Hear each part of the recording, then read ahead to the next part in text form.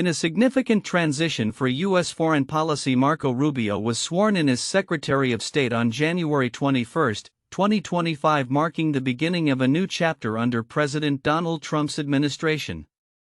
Confirmed by the Senate with unanimous bipartisan support, Rubio's ascension to one of the most pivotal positions in the government signals a commitment to pursuing the America First agenda that has defined Trump's presidency. As he took the oath of office administered by Vice President J.D. Vance, Rubio emphasized the need for U.S. diplomats to actively defend and implement these policies, a task he acknowledges will not come without its challenges.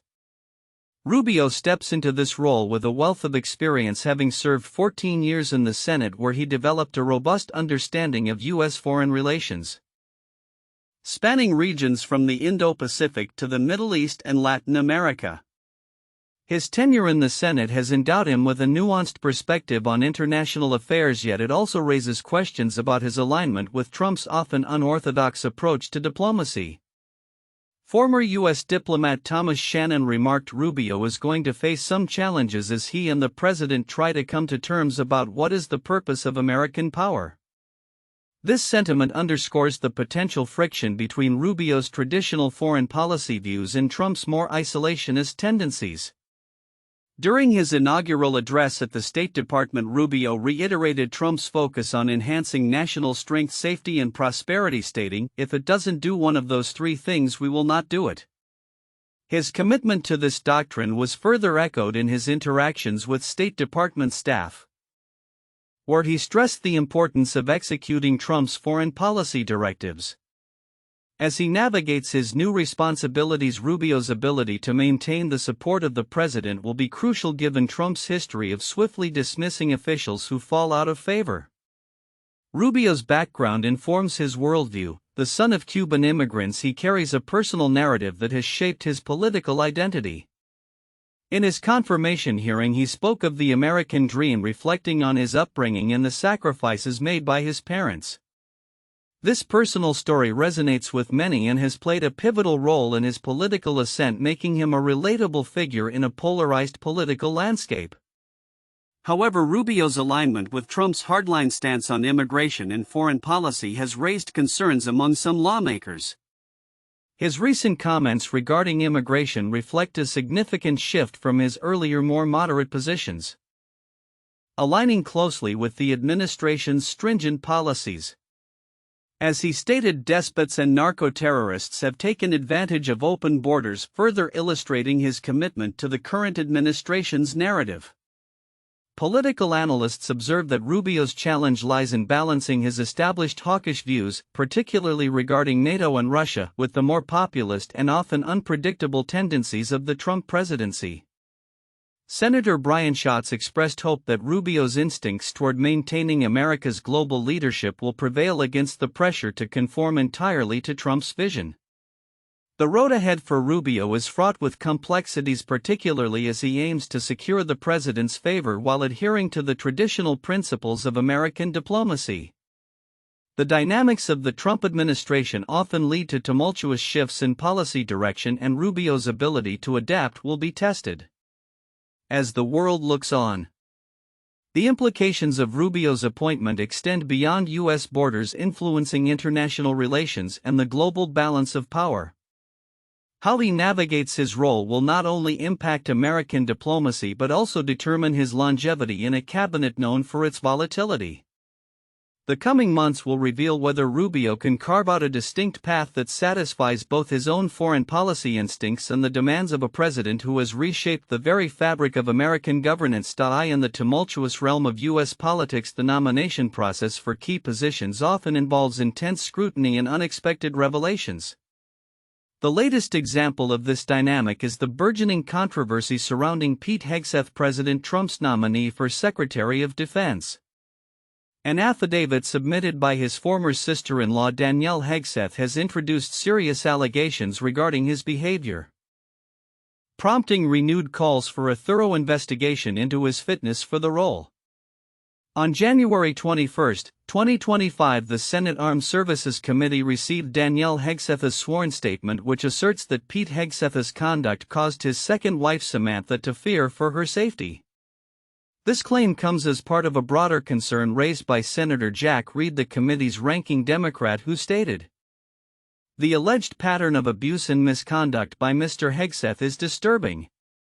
This behavior would disqualify any service member from holding any leadership position in the military." Reed's comments highlight the seriousness of the allegations and the potential ramifications for Hegseth's nomination. The affidavit alleges a series of troubling incidents that paint a picture of a volatile relationship. Danielle claims that Samantha Hegseth once hid in a closet out of fear and had devised escape plans that included a safe word to signal when she needed help. "I have chosen to come forward publicly at significant personal sacrifice because I am deeply concerned by what Hegseth's confirmation would mean for our military and our country," Danielle stated in her affidavit. In response, Samantha Hegseth has firmly denied the allegations, insisting there was no physical abuse in her marriage. Her lawyer Tim Parlator echoed her sentiments, labeling Danielle as an anti-Trump far-left Democrat with a personal vendetta against the Hegseth family. He emphasized that both Pete and Samantha had previously signed court documents affirming that neither claimed to be a victim of domestic abuse. The allegations against Hegseth are not new. They have surfaced in the context of a broader concern about past misconduct, including reports of sexual assault and alcohol abuse that date back to his time at Fox News. Notably, he faced a 2017 investigation over sexual assault allegations in California, which were ultimately not pursued but reportedly led him to pay his accuser to remain silent in order to protect his job. As the Senate gears up for a vote on Hegseth's nomination expected as early as Thursday, the emerging narrative raises significant questions about the thoroughness of the FBI's background checks and the vetting process employed by the Trump transition team. Senator Reed has criticized the background check as inadequate, suggesting that critical witnesses were overlooked. The political ramifications of these allegations extend beyond Hegseth's confirmation vote. With at least 15 senators, including some Republicans, having reviewed the affidavit, the potential for bipartisan scrutiny is palpable. As the situation develops, it remains to be seen how Senate leaders will navigate this politically charged atmosphere. In conclusion, the unfolding drama surrounding Pete Hegseth's nomination underscores the complexities of political appointments in an era marked by heightened awareness of personal conduct and accountability. As lawmakers prepare to cast their votes, the implications of the allegations presented in Danielle Hegseth's affidavit may resonate far beyond the confines of the Senate chamber, influencing future nominations and the standards to which public officials are held. The coming days will be crucial in determining not only Hegseth's fate but also the broader discourse on integrity and leadership within the U.S. military. In a political landscape increasingly defined by controversy and scrutiny, Robert F. Kennedy Jr.'s nomination as Health and Human Services Secretary under President Trump has ignited significant debate. As the heir to a prominent political lineage, RFK Jr. has long been a polarizing figure, particularly due to his vocal skepticism regarding vaccines. With his confirmation hearings potentially on the horizon, key senators are weighing their positions, and the implications of his nomination could reverberate throughout the health policy arena.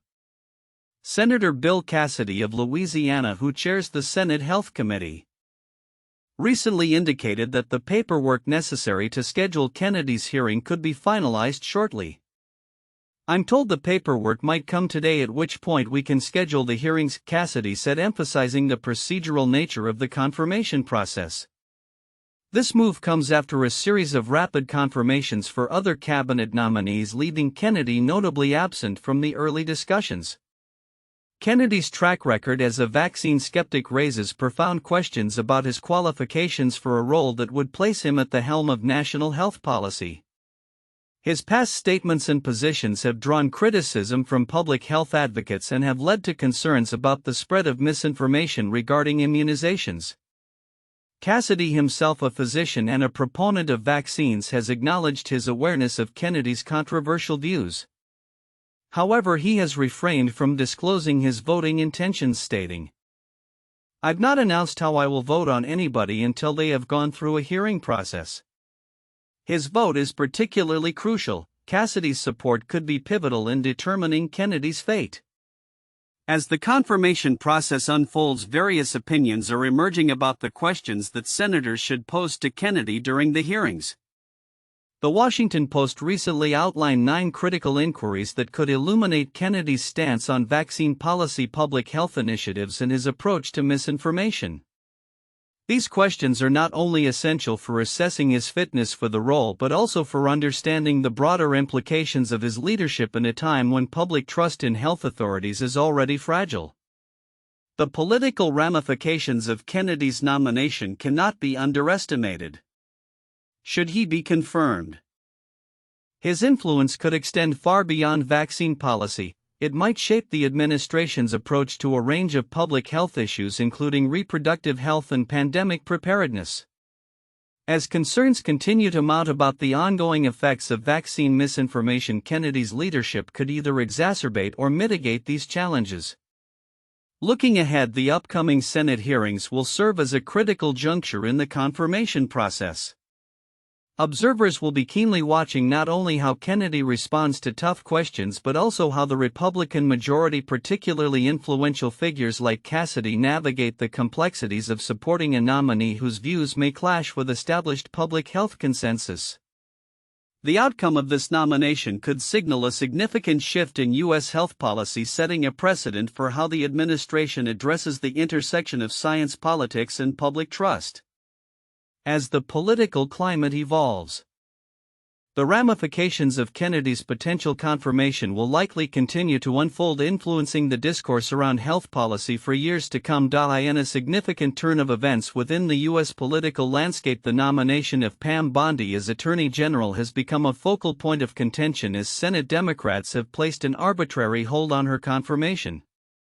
Originally scheduled for a vote by the Judiciary Committee, the meeting has been postponed for at least a week, a decision that underscores the intense partisan maneuvering characterizing the current administration's cabinet appointments.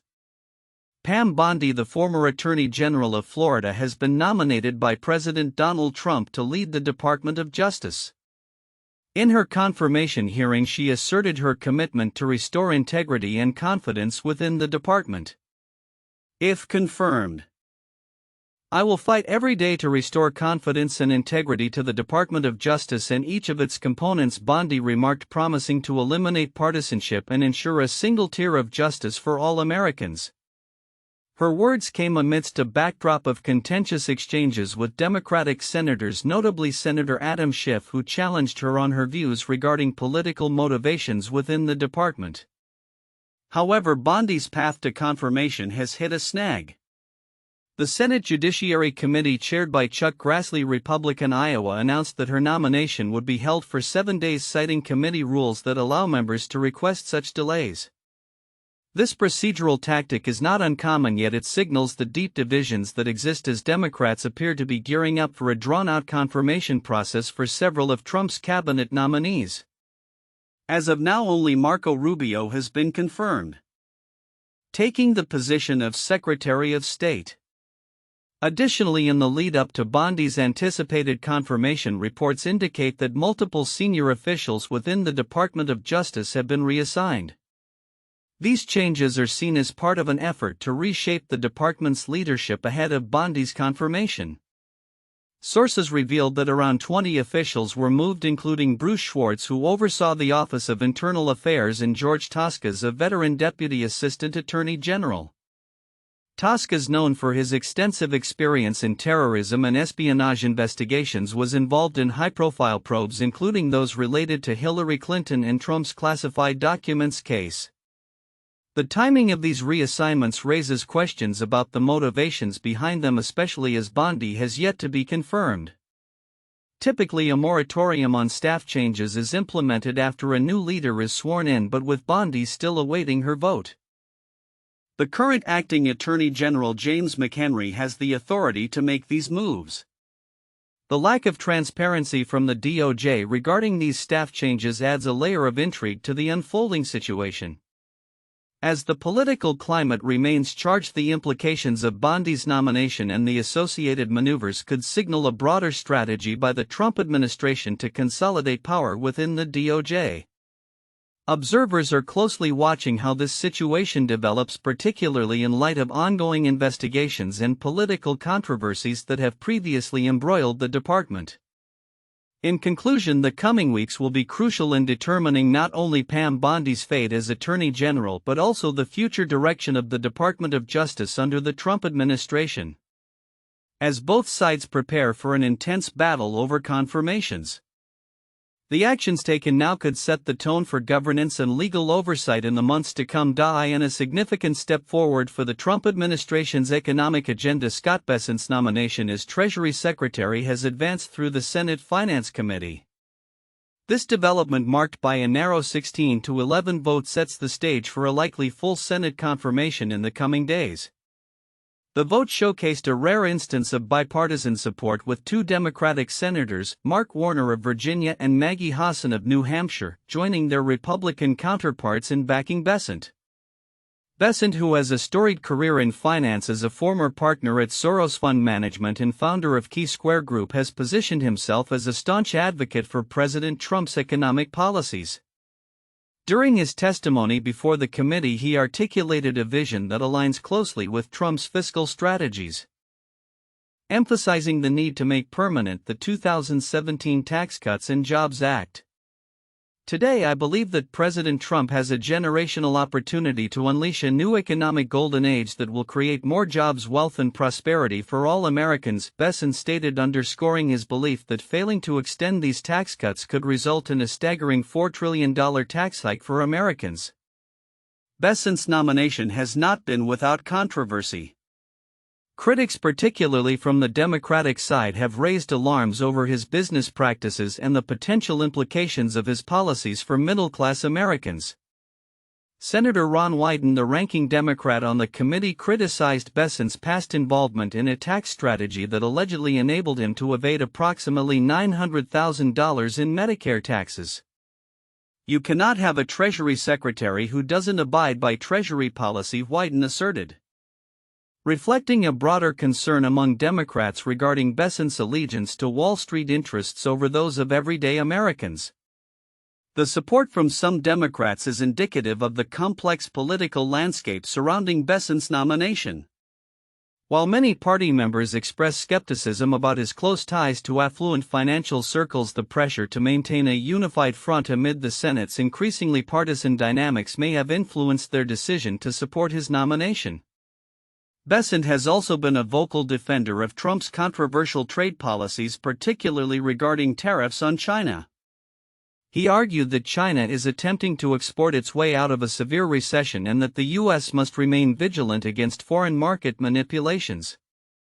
This perspective aligns with the broader Trump administration's approach to international trade, which has often favored protectionist measures. As Bessent's nomination moves to the full Senate, the implications of his potential confirmation are far-reaching. If confirmed, he is expected to play a pivotal role in shaping the administration's economic policies, which critics argue could exacerbate income inequality and prioritize the interests of the wealthy. Democratic National Committee officials have already labeled his nomination as a continuation of a trend favoring tax handouts for billionaires at the expense of working families. The coming days will be critical as Bessent faces a full Senate vote where his fate, and by extension the trajectory of Trump's economic agenda, will be determined. As the political landscape evolves, all eyes will be on the Senate, where the balance of support may reflect broader sentiments about the administration's economic priorities and their impact on American households. The outcome of this nomination could set the stage for significant policy shifts, particularly in tax reform and economic strategy. As the Trump administration continues to navigate its ambitious fiscal agenda, in a significant move that echoes the complexities of modern trade policy, President Donald Trump has initiated a sweeping review of tariffs aimed at addressing America's persistent trade deficits. This directive, which falls under the purview of Howard Lutnick, Trump's nominee for Commerce Secretary, signals a potential shift in how the United States approaches its international trade relationships. However, while the review has the potential to reshape the economic landscape, it notably stops short of implementing immediate tariffs, a decision that may have been made to alleviate fears within the shipping and logistics industries.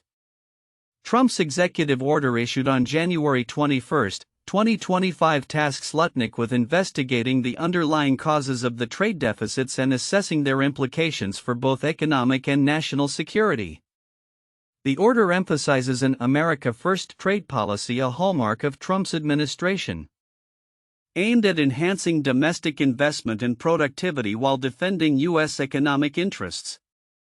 Americans benefit from and deserve an America First trade policy, Trump articulated in the order, underscoring the administration's commitment to policies that purportedly prioritize American workers and businesses. The review process will involve collaboration among key figures in the administration, including Treasury Secretary Scott Bessent and U.S. Trade Representative Jamieson Greer. Trump's administration has hinted at the possibility of implementing a global supplemental tariff, a move that would require careful navigation through both domestic and international political landscapes. During his campaign, Lutnick expressed a preference for targeted tariffs, suggesting a more strategic approach rather than broad sweeping measures. As the administration gears up to execute this trade review, it is also exploring the establishment of an External Revenue Service, which would facilitate the collection of tariff revenues, a function currently managed by the Department of Homeland Security's Customs and Border Protection. This potential restructuring reflects a broader aim to streamline government processes related to trade and tariffs. The implications of this tariff review extend far beyond mere numbers on a balance sheet. Trump has previously threatened to impose steep tariffs on imports from China, with rates as high as 60% being discussed. In an environment where geopolitical tensions are already fraught, such actions could provoke retaliatory measures from trading partners, further complicating the landscape of international trade. Critics warn that aggressive tariff policies could lead to increased costs for American consumers and a potential slowdown in global trade, echoing concerns from economists about the risks of protectionism. Meanwhile, as Lutnick prepares for his confirmation, his financial connections and vested interests have raised eyebrows among analysts and political observers. Lutnick's firm Cantor Fitzgerald has substantial stakes in Tether, a cryptocurrency that has come under scrutiny for its association with illicit financial activities. This intersection of finance and politics brings to light concerns about conflicts of interest, especially as Lutnick prepares to take on a role that will significantly influence U.S. trade policy. The unfolding narrative around Trump's tariff review and Lutnick's appointment reflects a broader trend of increasing intertwining between wealth politics and policymaking in Washington. As billionaire influence permeates the corridors of power, the implications for American trade practices become even more complex. The real estate market in Washington, D.C. has already seen a surge in luxury property transactions, with wealthy individuals vying for prime locations as they seek proximity to the centers of influence. Looking ahead, the outcomes of Lutnick's review and the administration's broader trade strategies will undoubtedly shape the U.S.'s economic future. As the world watches the developments closely, the stakes are high, not only for American businesses but for the global economy at large. The interplay between trade policy, political power, and financial interests will continue to evolve, prompting questions about transparency, accountability, and the true beneficiaries of America's trade practices. The coming months will be crucial in determining the direction of U.S. trade policy and its far-reaching consequences.